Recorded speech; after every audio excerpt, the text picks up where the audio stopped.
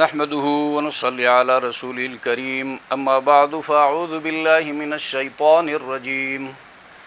بسم الله الرحمن الرحيم ولن ترضى عنك اليهود ولا النصارى حتى تتبع ملتهم قل إن هدى الله هو الهدى وَلَئِنِ اتَّبَعْتَ أَهْوَاءَهُمْ بَعْدَ الَّذِي جَاءَكَ مِنَ الْعِلْمِ مَا لَكَ مِنَ اللَّهِ مِنْ وَلِيٍّ وَلَا نَصِيرٍ الَّذِينَ آتَيْنَاهُمُ الْكِتَابَ يَتْلُونَهُ حَقَّ تِلَاوَتِهِ أُولَئِكَ يُؤْمِنُونَ بِهِ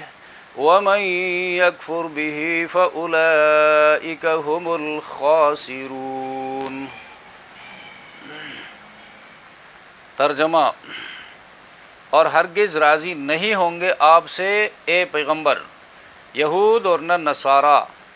یہاں تک کہ پیروی کرے آپ ان کے دین کی۔ کہو بے شک رہنمائی اللہ کی وہی رہنمائی ہے، اور بخدا اگر پیروی کی آپ نے اے پیغمبر ان کی خواہشات کی بعد اس کے جو پہنچا آپ کو علم سے، نہیں ہوگا آپ کے لیے اللہ کے عوض کوئی کارساز اور نہ کوئی مددگار۔ وہ لوگ جن کو دی ہم نے ان کو آسمانی کتاب پڑھتے ہیں، وہ اس کو جیسا حق ہے اس کے پڑھنے کا، وہی لوگ مان لیتے ہیں اسلام کو۔ وَمَنْ يَكْفُرْ، اور جس نے انکار کیا اسلام کا، وہی لوگ گھاٹے میں رہنے والے ہیں۔ گزشتہ درسوں میں جو کچھ بیان ہوا، جو باتیں یہود و نصارہ کے لیے ایمان کی راہ میں رکاوٹ بنی رہی، مانع رہی، اور پھر ان کے مختلف بہانے کہ یہ پیغمبر بنی اسرائیل میں کیوں نہیں آیا، بنی اسماعیل میں کیوں آیا، لہٰذا ہم نہیں مانتے ہیں۔ اس پر جبریل علیہ السلام وحی لے کر کیوں آتے ہیں، میکائیل کیوں نہیں لاتے ہیں، جبریل ہمارے آباء و اجداد پر عذاب لے کر آئے ہیں، لہٰذا ہم اس کو نہیں مانتے ہیں۔ تو اللہ نے فرمایا یہ تمام تر ان کی کوشش یہ ہوتی ہے کہ تم دین حق پر قائم نہ رہو۔ اب یہاں پر ان آیتوں میں اللہ نے فرمایا ایک قسم کی تنبیہ ہے، اویئرنس ہے، مسلمان متنبہ رہے، خبردار رہے یہود کے کرتوتوں سے اور ان کے کردار سے، ان کی سازشوں سے۔ وہ ہر زمانے میں، اس زمانے میں بھی جس وقت محمد الرسول اللہ صلی اللہ علیہ وسلم مبعوث ہوئے، اور اس کے بعد کے زمانوں میں بھی، اور اب بھی اور آئندہ بھی ان کی کوشش یہ ہوگی، اس لیے کہ آیت کا تعلق صرف ماضی کے ساتھ نہیں ہے بلکہ حال اور مستقبل کے لیے بھی ہے۔ لن ترضى ولن ترضى، اس کی ایک وجہ یہ بھی ہے مشرکین بھی خود کو دین حق پر کہتے تھے۔ مشرکین یہود و نصارہ تو اہل کتاب تھے، ان سے گفتگو کے بعد اب یہود و نصارہ کا حال بیان کرتے ہیں۔ گزشتہ آیتوں میں مشرکین کا بیان تھا۔ آیت نمبر 114 میں آپ نے پڑھا ہے، سنا ہے، اور یہ مضمون گزرا ہے کہ یہ دونوں بھی خود کو حق پر مانتے ہیں، بلکہ اس طرح حق پر مانتے ہیں کہ اپنے ساتھ دوسرے کو شریک ٹھہرانا بھی نہیں چاہتے، ایک دوسرے کو گمراہ کہتے ہیں۔ لیست الیہود علی شیء وقالت النصارى، لیست الیہود علی شیء وقالت الیہود لیست النصارى علی شیء۔ یہودی کہتے ہیں ہم حق پر ہیں، عیسائی گمراہ ہیں، عیسائی کہتے ہیں ہم حق پر ہیں، یہودی گمراہ ہیں۔ یہ دونوں اپنی ضد پر اڑے ہوئے ہیں، امر حق سے دونوں کو کوئی سروکار نہیں، لہٰذا وہ کبھی بھی دین اسلام قبول نہیں کریں گے۔ ان کی تو کوشش یہ ہے کہ مسلمانوں کو اپنی طرف کھینچیں، اور مسلمانوں سے اسی وقت خوش ہوں گے جب مسلمان اسلام چھوڑ کر یہودی بنے یا عیسائی بن جائے۔ اور پھر ان مسلمانوں کو دھمکی دی ہے، اللہ نے ڈانٹ پلائی ہے، اگر کوئی مسلمان یہود و نصارہ کے چکمہ میں آ گیا تو وہ اللہ کی گرفت سے بچ نہیں سکے گا، چونکہ وہ مرتد کہلاتا ہے، اور مرتد کی سزا اسلامی نظام کے اندر قتل ہے، اور قیامت کے دن حبس دوام ہے جہنم کے اندر۔ وَلَن تَرْضَىٰ عَنْكَ الْيَهُودُ وَلَا النَّصَارَىٰ، اور ہرگز لن ترضا، ترضا یہ رضی یرضا راضی ہونا، لن ترضا ہرگز راضی نہیں ہوں گے تجھ سے، خطاب محمد الرسول اللہ سے ہے اور سنانا امت کو ہے، ہرگز راضی نہیں ہوں گے تجھ سے اے پیغمبر یہودی اور نہ نصارہ عیسائی، حتیٰ یہاں تک کہ تتبع تو اتباع کرے، تو پیروی کرے، تو مکمل ان کے دین کا ہو، ملتہم ان کے ملت کا ہو جائے، ان کے عقائد کو تسلیم کرے۔ یہود عزیر کو اللہ کا بیٹا کہتے ہیں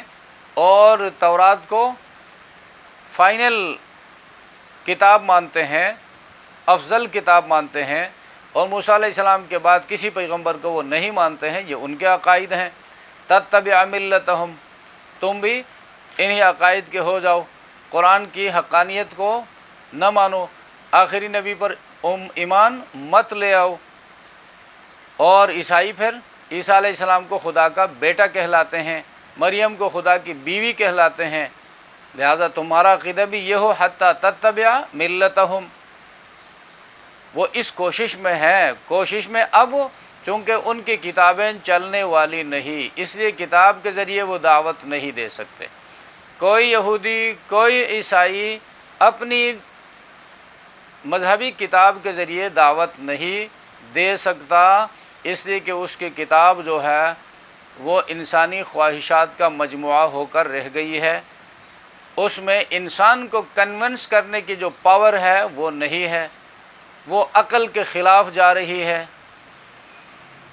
اور یہ دلیل ہے کہ وہ اللہ کی کتاب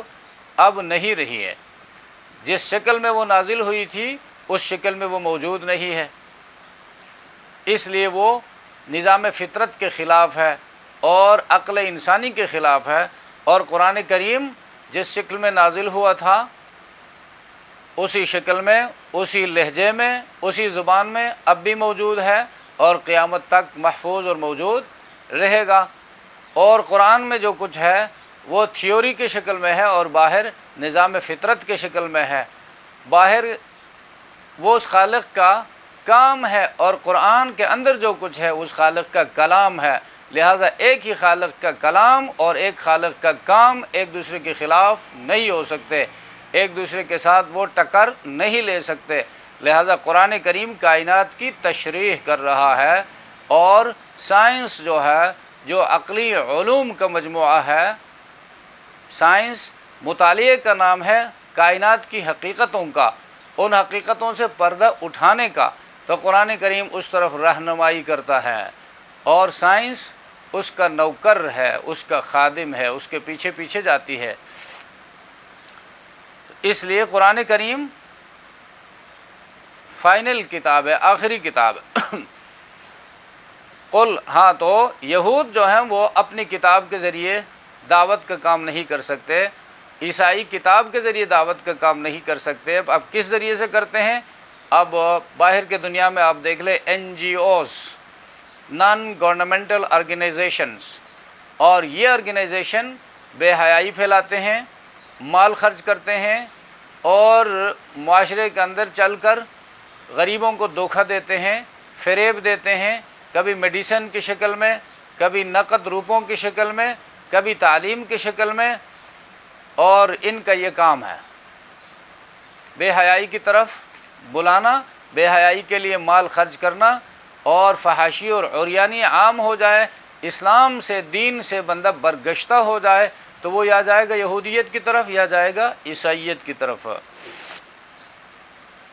حتیٰ تتبع ملتہم، قل اے پیغمبر اعلان کیجئے، ان ھدی اللہ ھو الھدی، ان ھدی اللہ، بے شک ہدایت، ھدی اللہ، اللہ کی ہدایت، ھو الھدی، وہی صحیح رہنمائی ہے، وہی صحیح ہدایت ہے، اور وہ ہدایت بند ہے قرآن میں۔ اگر کوئی قرآن کے علاوہ کسی اور کتاب سے ہدایت ڈھونڈے گا، یقیناً اللہ اس کو گمراہ کرے گا، اور قرآن کریم کے اندر بھی ہدایت ڈھونڈنے کی کوشش کرے گا تو صحیح نیت کے ساتھ اور خالی ذہن ہو کر قرآن کی طرف آئے گا، تب قرآن اس کی رہنمائی کرے گا۔ اپنے دل و دماغ میں پہلے سے نظریات اور افکار کا نقشہ جمع کر بنا کر ان کے لیے دلائل قرآن سے ڈھونڈے گا تو یقیناً وہ بھی گمراہ ہو جائے گا۔ قرآن کہتا ہے میں حکمران کتاب ہوں، اس لیے کہ حاکم حقیقی کا کلام ہوں، کلاموں کا بادشاہ ہوں، لہذا جو میرے سامنے آنا چاہتا ہے وہ دل کھول کر آ جائے اور دل میں کدورتیں دور کر کے آ جائے، ذہن خالی کر کے آ جائے، میں اس کے اندر پھر جواہرات بھر دوں گا، اس کے اندر میں ڈیکوریشن کروں گا، اس کے اندر خوبصورتی آئے گی، اللہ کی توحید کی خوبصورتی، رسول اللہ کی محبت کی خوبصورتی اور شریعت مطہرہ کے احکامات کی خوبصورتی اس کے اندر آ جائے گی۔ لیکن غلط نظریات کے لیے اگر قرآن سے دلائل ڈھونڈنے کی کوشش کرے گا تو یضل بہ کثیرا، قرآن دو دھاری تلوار ہے، اگر غلط نیت سے کوئی اس کی طرف جائے گا تو گمراہ ہو جائے گا، صحیح نیت سے جائے گا تو پڑھے گا اس کو اور اللہ تبارک و تعالیٰ اس کے لیے راستے کھول دیں گے۔ ان ھدی اللہ ھو الھدی، اللہ کی ہدایت وہی صحیح معنوں میں رہنمائی ہے۔ تو حدیث میں آتا ہے وَمَنِ ابْتَغَى الْهُدَى فِي غَيْرِهِ أَضَلَّهُ اللَّهُ، قرآن کے فضائل میں امام ترمذی نے نقل کیا ہے، اور جو بندہ اس قرآن کے علاوہ کسی اور کتاب میں ہدایت تلاش کرے گا اللہ اس کو گمراہ کرے گا۔ تو یہ ترغیب ہے قرآن کی طرف آنے کا، ہدایت قرآن میں بند ہے۔ وَلَئِنِ اتَّبَعْتَ أَهْوَاءَهُمْ، اب یہ دھمکی ہے، وَلَئِنِ اتَّبَعْتَ، اور اگر تو نے اتباع کی، خطاب پیغمبر سے ہے، سنانا امت کو ہے، اگر تو نے پیروی کی، اتباع کیا، اہواءہم، ان کے خواہشات کی، اہواء یہ ہوا کی جمع ہے، ہوا خواہشات کو کہتے ہیں۔ تو اس سے یہ بھی پتہ چلتا ہے کہ یہود و نصارہ کا دین جو ہے وہ خواہشات کا مجموعہ ہے، اس کو دین کہنا ہی درست نہیں ہے۔ بعد الذی جاءک من العلم، بعد اس کے کہ پہنچا تجھ تک، من العلم، علم میں سے، من العلم علم، اب یہاں پر علم جو ہے یہ دانستن کا نام نہیں ہے بلکہ علم حقیقی مراد ہے، علم قطعی، وحی الہی، ہائپوتھیسس نہیں، تجربات نہیں، بلکہ یقین اور قطعی علم، اللہ کا علم جبریل کے ذریعے تجھ تک پہنچا، العلم اس کو کہتے ہیں، جنرل نالج بھی مراد نہیں ہے۔ مالکا، تو اس وقت یعنی علم قرآن ہے، قطعی علم ہے، اس علم کے ہوتے ہوئے تو نے یہود و نصارہ کو فالو کیا، ان کے خواہشات کی تابعداری کی، مالک من اللہ، نہیں ہوگا تیرے لیے اللہ کے عذاب سے، من ولی، کوئی دوست اللہ سے بچانے والا، کوئی دوست، ولی دوست قریبی، ولا نصیر، اور نہ کوئی مددگار، کوئی قبیلہ جو آپ کو بچا سکے، کوئی افرادی قوت جو آپ کو پناہ دے سکے۔ الذین آتیناہم الکتاب یتلونہ، وہ لوگ جن کو دی تھی، آتیناہم، ہم نے ان کو دی تھی، الکتاب، الکتاب تورات۔ الکتاب میں مفسرین کی دو اوپینین ہیں، دو قول ہیں، قرآن بھی مراد ہے اور تورات بھی۔ تورات مراد ہو تو وہ لوگ جو تورات کی تعلیمات کو پڑھ کر جب محمد الرسول اللہ تشریف لائے تو اللہ کے آخری نبی کی نبوت پر بھی، رسالت پر بھی ایمان لے آئے اور مسلمان کہلائے، وہ لوگ ہیں۔ اور الکتاب سے مراد قرآن کریم ہو تو اس صورت میں صحابہ کرام کی فضیلت بیان ہو رہی ہے کہ صحابہ ایسے لوگ ہیں کہ قرآن کو پڑھتے ہیں اور اس کا حق ادا کرتے ہیں۔ الذین آتیناہم الکتاب، وہ لوگ جن کو دی تھی ہم نے کتاب تورات، یتلونہ، یتلونہ تلاوت، تلا یتلو تلاوت جو ہے یہ عمل کی نیت سے آسمانی کتاب کو پڑھنا تلاوت کہلاتا ہے، عمل کی نیت سے آسمانی کتاب کو پڑھنا تلاوت۔ اور یہ تلاوت جو ہے یہ خاص ہے آسمانی کتابوں کے لیے، عام کتاب پڑھنے کو تلاوت نہیں کہا جا سکتا، عربی میں قراءت کہتے ہیں، قرأت الکتاب، میں نے کتاب پڑھی، مطالعہ کیا، اور تلاوت قرآن کے لیے استعمال ہوتا ہے۔ یتلونہ، اب تلاوت میں پھر ایک ہے آج کل ہماری زبانوں پہ ہے کہ بھئی میں نے اتنی تلاوت کی، یہ ناقص ترجمہ ہے۔ تلاوت جو ہے کسی آیت کو پڑھ کر اس کا معنی مفہوم سمجھ کر اس پر عمل کرنا، عمل اور سمجھ اور ریسائٹیشن، زبان سے ادائیگی، یہ سب اس تلاوت میں داخل ہیں۔ صرف بے سمجھے اس کو تلاوت نہیں کہا جا سکتا، بے سمجھے پڑھنے کو۔ الذین آتیناہم یتلونہ،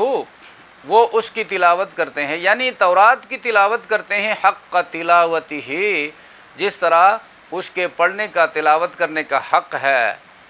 وہ حق کیا ہے؟ اس میں آخری نبی کی نبوت کی، رسالت کی علامتیں، نشانیاں موجود تھی، ان کو پڑھنے کے بعد انہوں نے آخری نبی پر بھی ایمان لایا، تو حق تلاوتہ یہ ہے۔ اولئک یؤمنون بہ،